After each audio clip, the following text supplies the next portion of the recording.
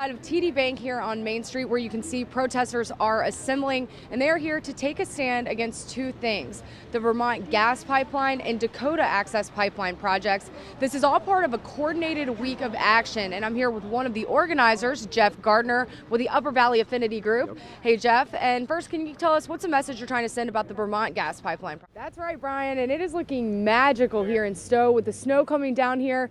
But it's not quite so pretty when it comes to your energy bill and heating your home in the winter. I'm Keele Smith in Highlight Canyon, where I'm ice climbing for the very first time. It's pretty chilly out here. I actually had to throw on the gloves, scarf, and snow pants to stay warm as we wait for the gates to open. I'm Keele Smith, and local law enforcement's newest rescue vehicle. Coming up, we'll show you what it means for public safety. Many different things going on here today, from cute and cuddly to not so cute and cuddly. Some of these dummies coming all the way from Minnesota, West Virginia, and Canada. First, like the Bacchus, clearly catering to soccer fans, and inside it's packed to the brim with people, all here to watch the U.S. game. While it may be hard to tell, this is actually a road. Flooding like this is the result of an ice jam here on the Gallatin River, which homeowners say started just before the new year. This groomed trail is a legal route through an otherwise restricted area. Now, some play the part a little bit better than others with added movement like this. In rugby, there's no blocking, and you can only pass the ball backwards or sideways like this. Nice! Oh, sorry! That's it! I'm here on Church Street outside Senator Bernie Sanders' office, and as you can see, a crowd is gathered. Many people have moved inside to stay warm. Now, this is organized by 350 Vermont, and it's part of a national movement. It's called the Day Against Denial, where people in all 50 states are encouraged to get in touch with their senators and urge them to reject Donald Trump's cabinet picks, who they say deny climate change.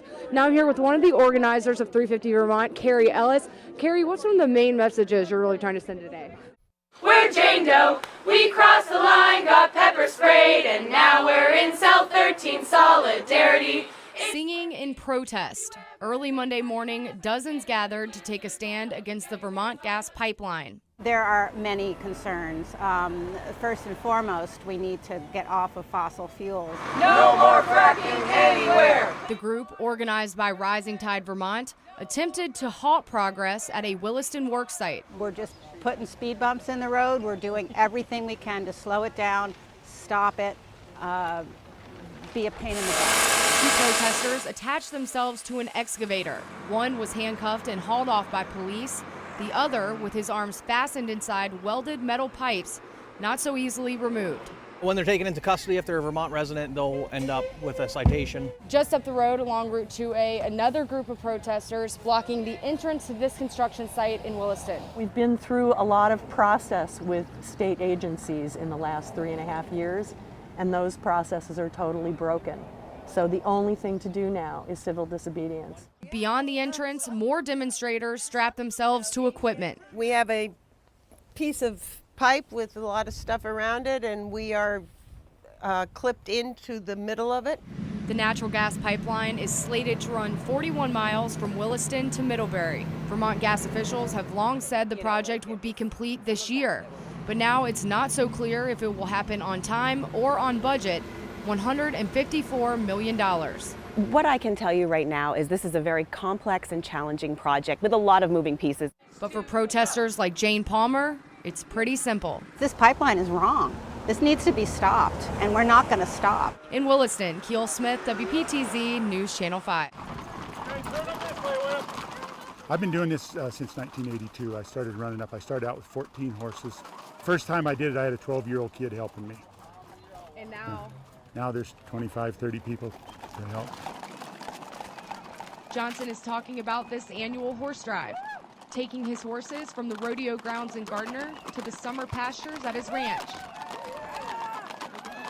Old and new animals, like this little Zorse, made the trip with guidance from volunteers. It's super exciting.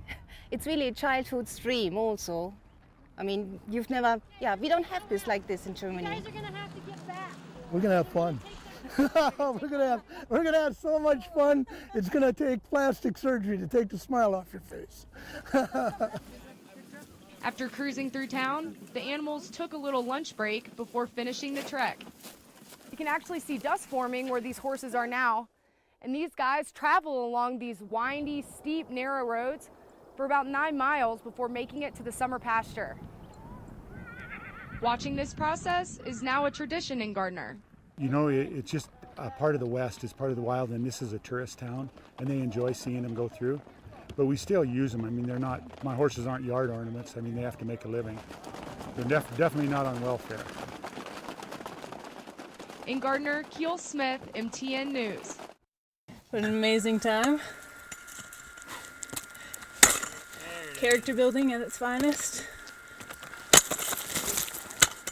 Kathleen Efgrave took on the challenge with a smile. Ice climbing for the very first time. It's a pretty fun experience. It's a lot easier than it looks though.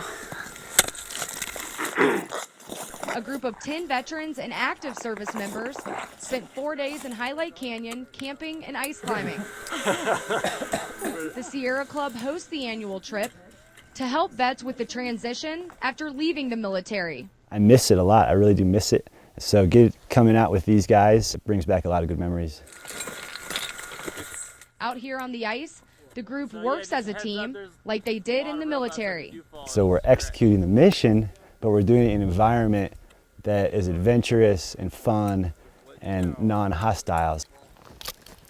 Now, some of these vets are pretty experienced, others just more so beginners like me. And when you're not climbing, check out the view.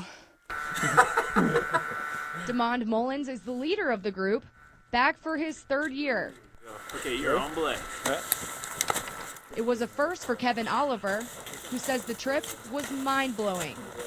Probably the best part is just meeting the fellow veterans and hearing their stories and sharing the common experience. Most of the vets out here have some kind of disability in one form or another, so the fact that the Montana Alpine Guides and Conrad can come out and expose us to this kind of activity is just really fabulous.